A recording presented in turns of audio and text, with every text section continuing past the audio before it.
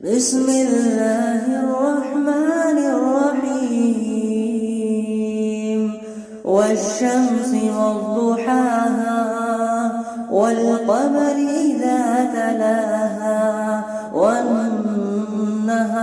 إذا جلاها والليل إذا يغشاها والسماء وما بناها والأرض وما طحاها ونفس